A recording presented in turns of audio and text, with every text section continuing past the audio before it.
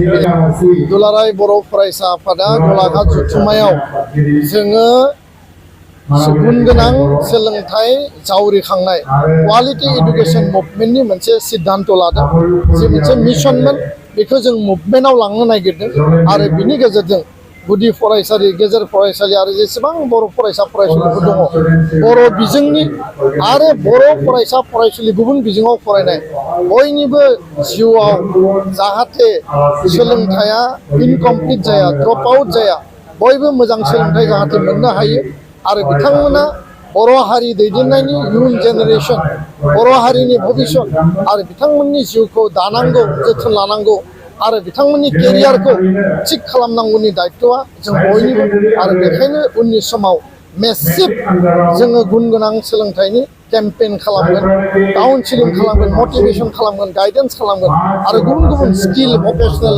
Activity लानायनि गेजेरजों जोंनि इयुथफोरनि गेजेराव मोनसे जावरिखांनाय लाबोनायनि थाखाय जों हाबा मावनो जों थांखि लादों। गोजोन्थों।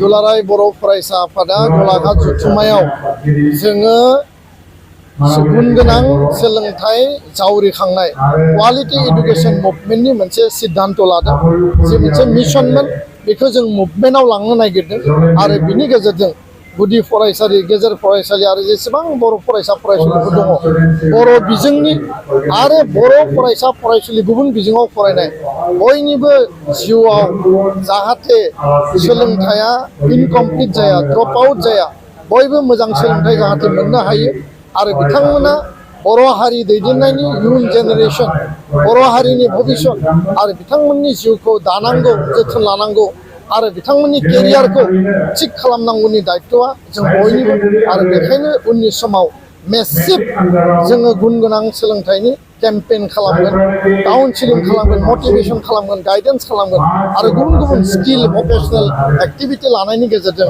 जोंनि इयुथफोरनि गेजेराव मोनसे जावरिखांनाय लाबोनायनि थाखाय जों हाबा मावनो जों थांखि लादों। गोजोन्थों। एक्सिलेन्ट एकाडेमि बागानपारायाव 11 थाखोनि मुं थिसननाया सोलिगासिनो दं।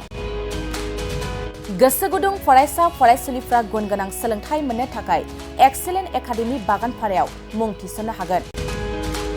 बाक्सा जिल्लानि बागानपारा सारियालिनि सानजा फारसे थांनाय लामानि साखाथियाव दं एक्सिलेन्ट एकाडेमि बागानपारा। बे एक्सिलेन्ट एकाडेमि बागानपारायाव नांगौबादि गुन गोनां सोलोंथाइनि राहा दं। थिखानाय आयदा हिसाबै इंराजि आयदाखौ लाथारनांगोन। बेजों लोगोसे एसामिस, बड', हिन्दी, नेपाली, अल्टारनेटिभ इंलिश सायख'नानै लानो हागोन आरो पलिटिकल साइन्स, एडुकेशन, एडभान्स एसामिस, एडभान्स बड', लजिक एन्ड फिलसफी, इकनमिक्स, जिअग्राफी, एन्थ्रपलजी बायदि आयदाखौ सायख'नानै लानो हागोन। लोगोसे आलादायै बेसेन होनाङै कम्पिउटार क्लास लानो मोनगोन। एक्सिलेन्ट एकाडेमि बागानपारायाव experience and qualified teachers, best education with adorable fees, education with modern technology. The admission fees charge would be considered for below poverty line and brilliant students.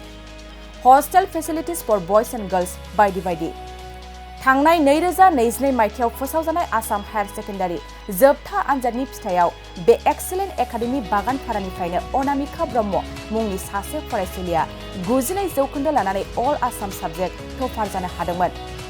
लोगोसे बोहैथि बोसोर 2024 मायथाइनि थाखाय excellent academy बागानपारायाव गोसो गुदुं फरायसाफ्रा मुं थिसननो थाखाय फरायसालियाव फैनानै फर्मखौ लांफैनो हासिगोन आरो मुं थिसननो हासिगोन।